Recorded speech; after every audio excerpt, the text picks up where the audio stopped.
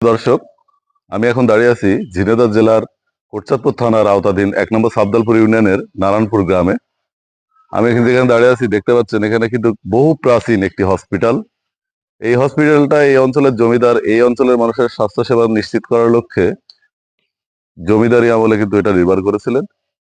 এবং এই হসপিটালটা দেখলে বোঝা যায় এই অঞ্চলটা কিন্তু অনেক প্রাচীন। এবং এই হসপিটালটার এই স্থানেই মরহুম শহীদুল ইসলাম মাস্টার কিন্তু পরের বার এই দ্বিতল হসপিটালটি নির্মাণ করেন। এবং এই অঞ্চলটা কিন্তু বহু প্রাচীন একটি জনপদ।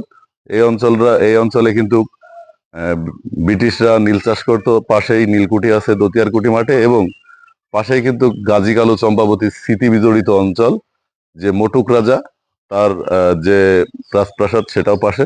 তো এই অঞ্চলটা কিন্তু একটি প্রাচীন একটি জনপদ। এবং সবসময় বাংলাদেশের যে কৃষ্টি কালচার এবং যখন বাংলাদেশের জন্ম হয়নি সেই সময় থেকে কিন্তু এই অঞ্চলে মানুষ বসবাস করত। এবং এইটি যে একটি আধুনিক জনপদ ছিল সেটা কিন্তু বলার আর অবকাশ রাখে না। প্রিয় দর্শক, আমাদের এই অঞ্চল সম্বন্ধে জানতে হলে এবং এই প্রাচীন নিদর্শনগুলো দেখতে হলে আপনারা আসতে পারেন। আসলেই বুঝতে পারবেন যে এই অঞ্চলটা কত প্রাচীন এবং কতটা বহুত প্রাচীন একটি জনপদ। প্রিয় দর্শক, ভালো থাকবেন, সুস্থ থাকবেন। আসসালামু আলাইকুম।